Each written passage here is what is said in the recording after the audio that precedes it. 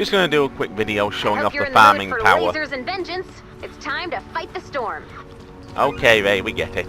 Just going to do a quick video showing off the farming power of the Striker. I'm also going to do one on the Pathfinder, so you can see their various tricks in action. Although I do not currently have... Oh, yeah, this is gonna hurt. Dunzo! I don't currently have Target located. fully leveled. She's only level 24, so she's missing 2 of the character perks, Diamond Llama and Bonus Deeper in the challenge is now Zone. available.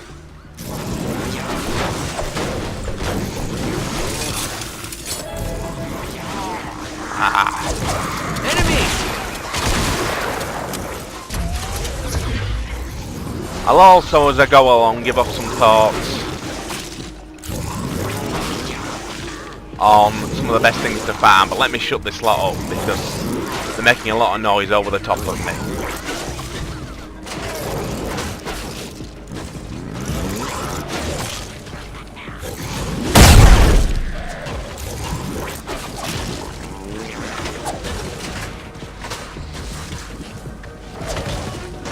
So, just give me a second to get rid of the pains in the backside.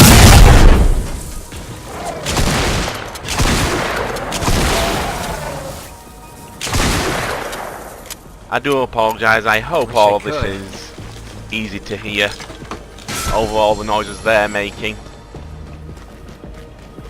But yes, as I was saying, the main draw of Striker here is anti-material charge. That's the thing on his X button. I've got it tied to one of my mouse buttons, but it's a mouse with more than just the usual left-right click buttons. I've got it tied to one of the extras. Compared to a normal Outlander, it's got an extra tile and a half of range, which is a big deal. I'll probably show you the standard version on Pathfinder in a little bit, but for now I'm just going to show you how quickly you can farm with this, when you're not getting distracted talking anyway. By the way, these here, parking meters, excellent source of nuts and bolts. It's not so much that they give off a lot of nuts and bolts individually, but there's a hell of a lot of them. Because you can see, 2 cars only gave me 3. And you can see how quick the cooldown is on this. 4 seconds. As long as you hit something. If you miss something, it'll be 8 seconds, I believe. Give me a second and I'll find out. Yeah, 8 seconds. I should note, hitting a monster with it does not count for hitting something. It has to be a pickaxeable resource object. That was Charged Fist. I think my mouse button's a bit sticky. I'm going to have to start using the X button again. But once you get this character high enough, you can actually hold down the button and that will charge it up for up to, I believe it's 150% extra damage, which, let's just say, even uncharged, it tends to kill most things within his level range at the moment. But yes, like I was saying, these tend to be quite good sources of nuts and bolts. Typically only give 1 apiece, but there's a hell of a lot of them. So they tend to work out better than, shall we say, the cars and stuff. The cars are still useful to break for the simple mechanical parts. You can't get those any other way on. Well, there are other things that give them, but they're your best source of them because they're so common. And you can see I'm just picking up mountains of stuff this way.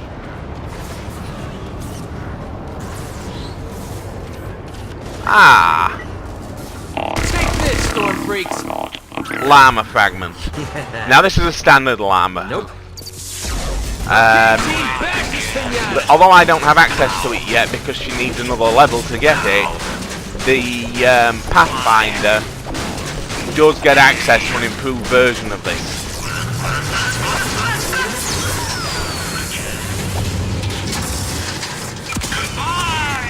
Unfortunately, it's honestly usually not worth the effort. The problem is you can anti-material charge fist it to death.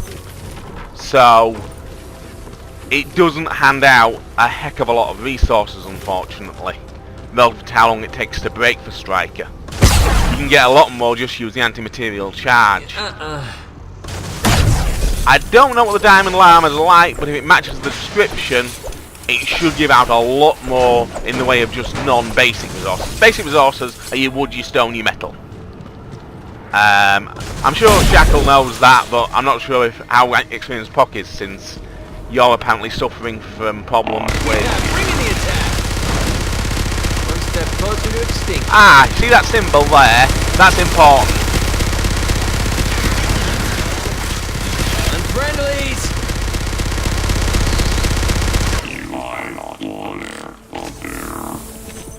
In this case, it only gave me simple crafting resources. But, although it's a bit random, most of the time you will get copper and the like. Copper, silver, whatever's appropriate for your zone. Technically I should be getting silver at this point, but you still see a lot of copper this low in Plankerton.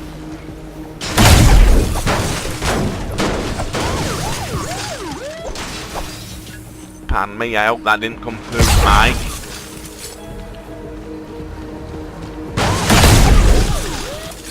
Come here, let me punch you to death. As you can see, it's not got much of an AoE though to its side to side. But it works. It does the job. There, you can see one of those ticket meters produce 2 nuts and bolts there.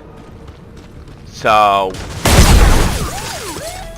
that's basically they give out the same nuts and bolts as a car.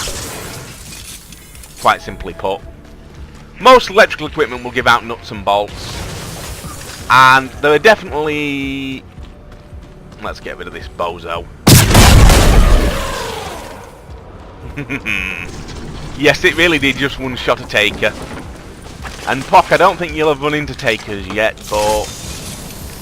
Bad news.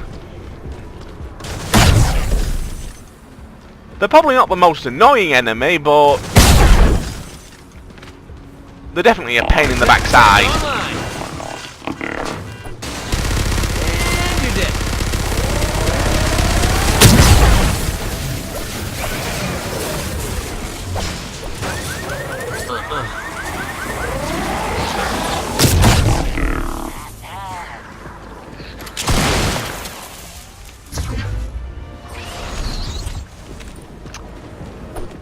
I keep saying that sign means it gives out copper or silver, but for some reason it's disappointing me. You also sometimes see the copper symbol as well. It will definitely always give out the appropriate resource if you see that. Note, it'll still show copper even if it will reward silver. It's not very clear. I only recently discovered that bit. I assumed it'd show silver.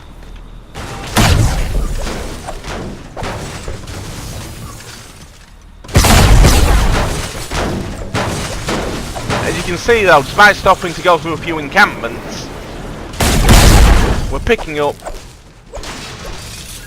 a heck of a lot of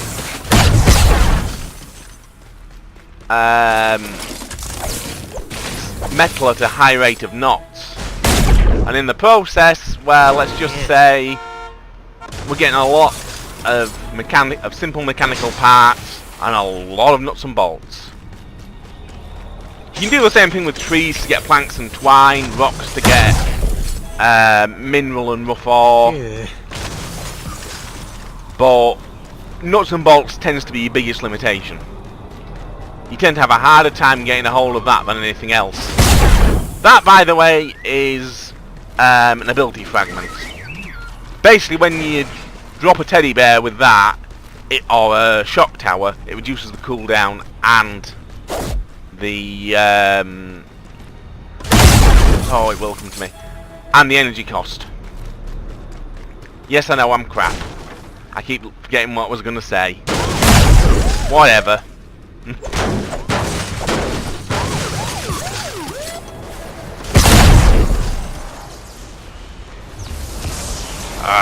always hate doing this. There.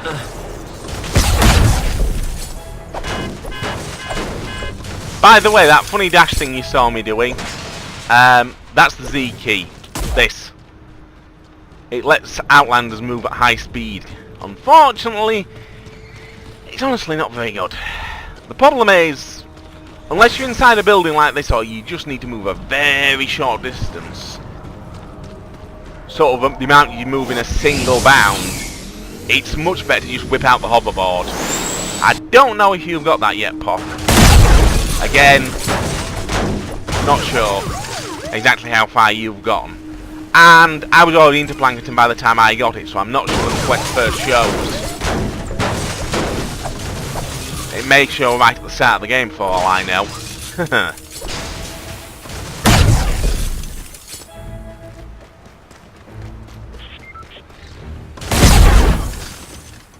You do have to get fairly good though at this, at lining up multiple things all at once. Well, there's the Atlas target, but I'm not here to do the mission, so who cares? Oh, you're gonna feel this! Freaks! Serious? You are not there.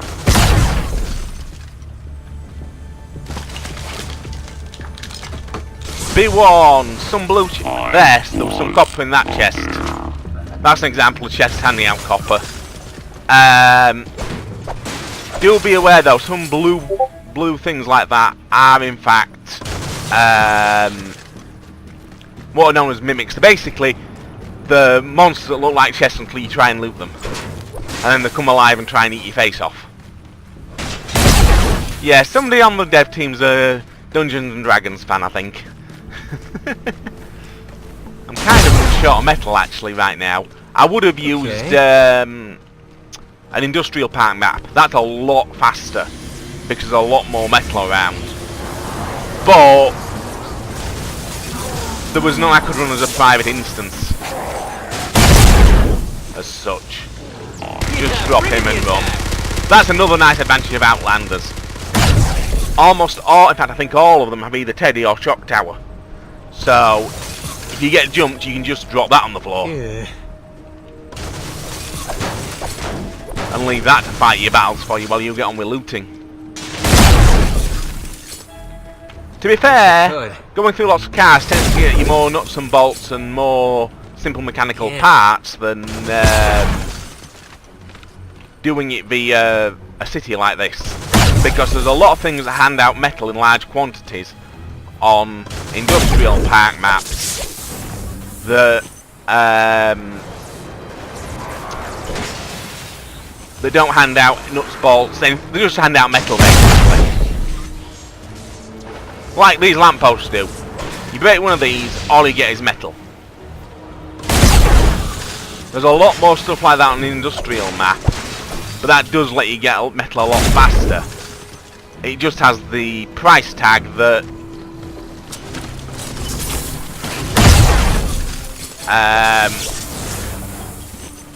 you don't get as much in the way of crafting resources.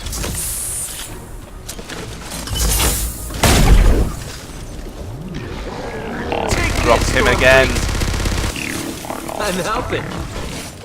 Toolbox are not another decent source of nuts and bolts. Also, is that an apartment? No, it's not. But that over there is. I'll show you. Because you can also get a few other resources from this source. Well, assuming it's got one.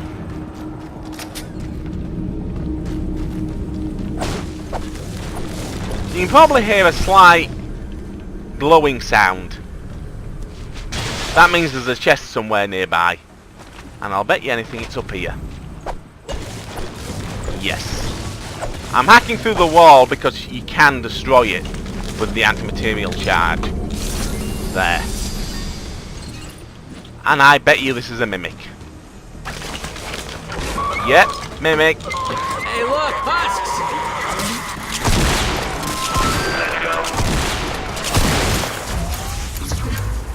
But she does drop a nice chest of loot. So I can't really complain. No, nothing downstairs. I'll try over there, but first I'm gonna do this. Tech online!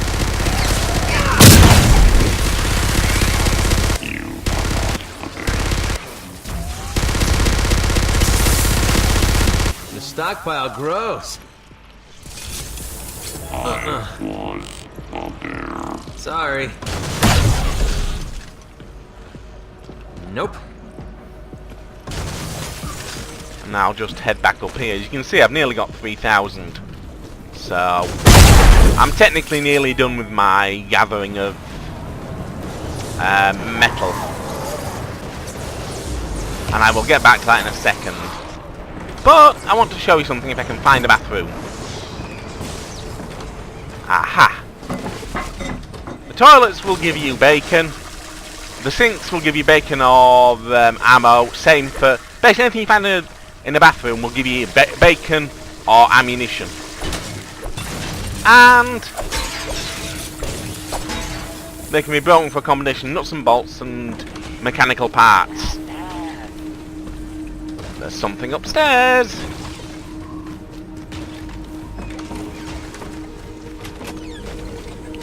Just follow the glowy signs. Right, let's finish getting this metal together. Because this video's probably going on 20 minutes now. Took me a little longer to do all this because I was focusing on talking and getting distracted. So... wish I could.